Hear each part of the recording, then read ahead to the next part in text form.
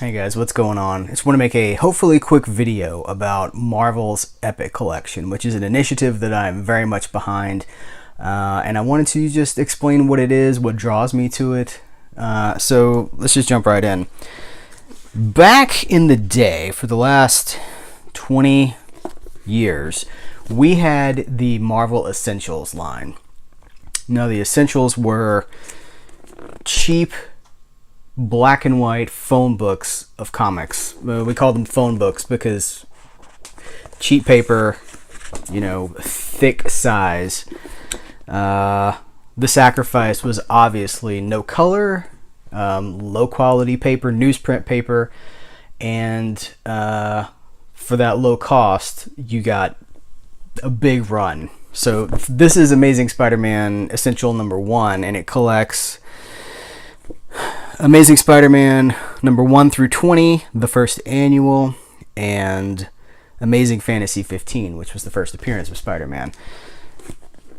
These, I have a ton of these, and they were a great way in the 90s and the early 2000s to catch up on historic runs of comic books without having to drop, thousands and thousands of dollars, which most of us couldn't have done anyway. So the Essentials line seems to have run its course, and for several years now they've been, as far as I know, they've been out of print.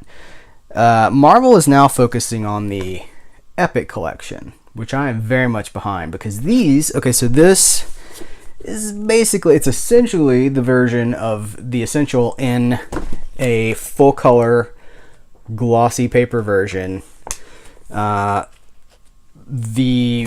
still very thick. The downside, the trade-off of the upgrade to an Epic Collection is that the Epic Collections are kind of expensive. So this was $35 retail price, whereas this was $14.95. Of course, that $14.95 was back in Okay, so this was published in 2001, and this was published in 2014. So double the price, but for that you get a few less issues. This was 1 through 20.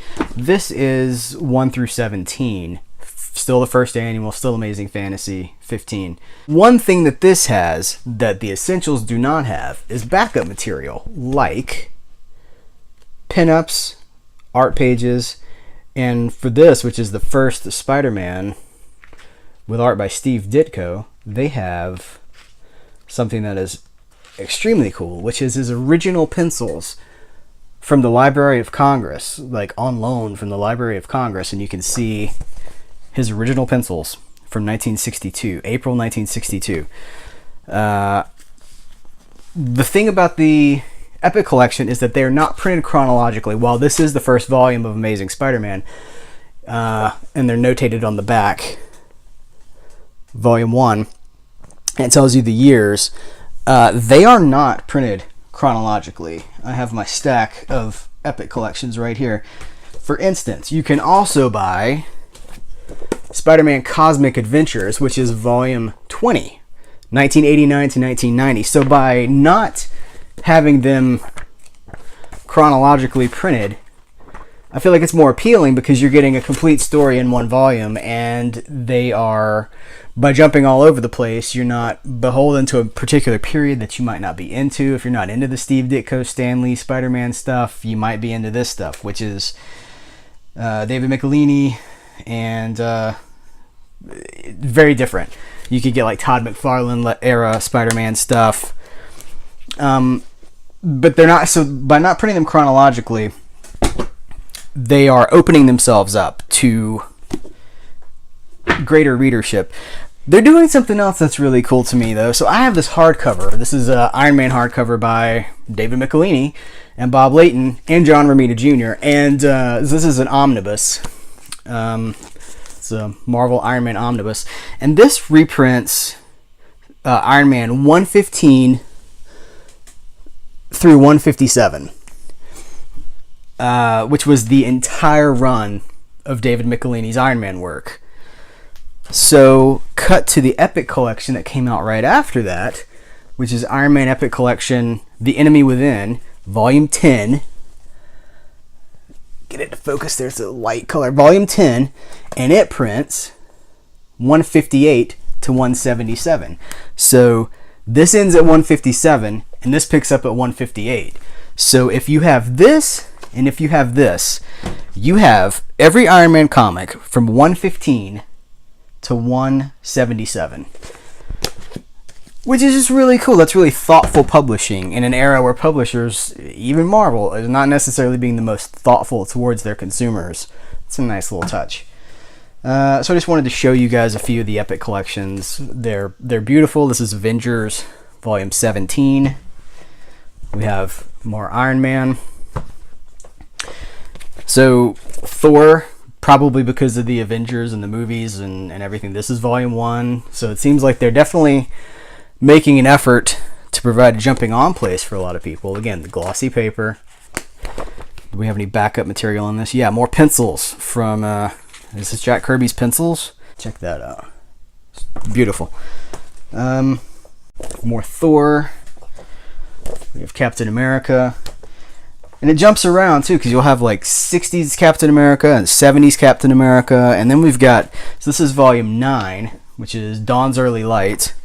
This is Volume 16, which is Streets of Poison. Now, just jumping all over the place, giving you a wide range of stories. That's really cool. And here's another Captain America, Volume 12, in between those, 85 to 86. Man, that's prime comic book stuff right there. We've got Fantastic Four, including Fantastic Four, Volume 1.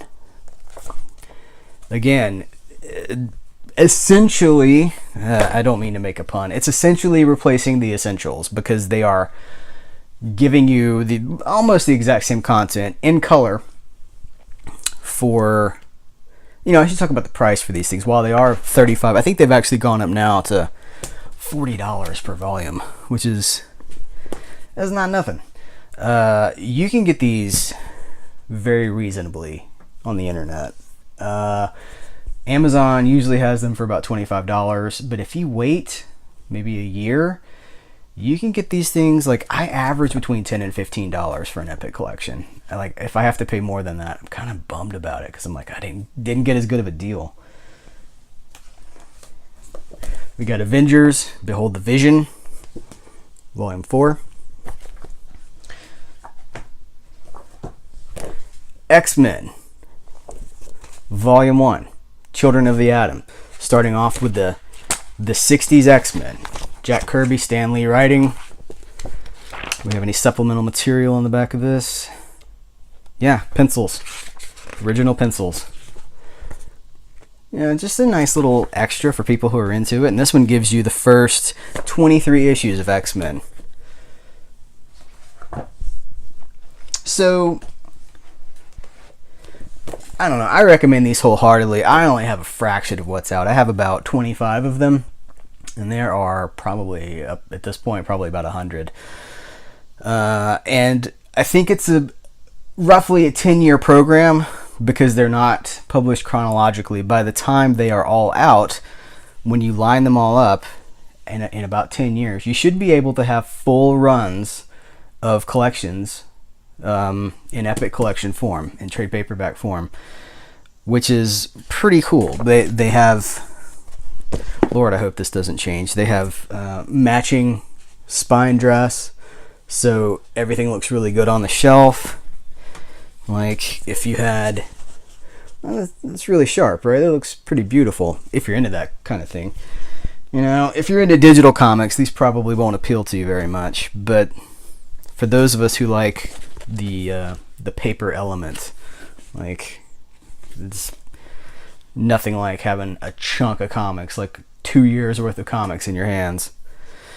And they've branched off, which is kind of alarming for those of us who are hoping to get complete collections of the ones that they've already started printing. Like, we want complete Captain America and complete Iron Man and X-Men and all that stuff. Now they're doing Punisher and they're doing Moon Knight.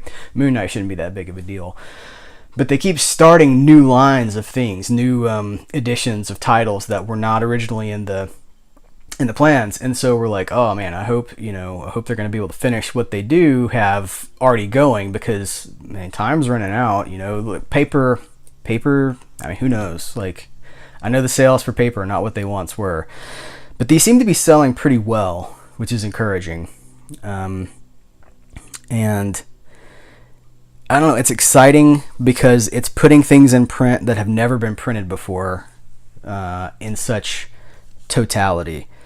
I'm reading Captain America Man Without a Country Epic Collection, which I actually don't have with me right now, but it is not just the Man Without a Country storyline from 1996, but everything that led up to it before then, starting in 1995. I don't think any of that stuff's been collected together in such a big chunk. I think it was just the Man Without a Country collection and maybe some stuff before that in the 90s, but they're just putting everything together and letting you get the whole lead in, the actual story, and then like what followed after this Iron Man omnibus, like what happened after that. And so it's piecing together entire, like, multiple years worth of stories into very easy to obtain, relatively low priced if you find them online, collections that, I don't know, I think they're beautiful. So that's it, guys. Thanks for watching. Go to serialatmidnight.com for tons more content, movie reviews, music stuff, all kinds of stuff going on at that website, and I will catch you guys later.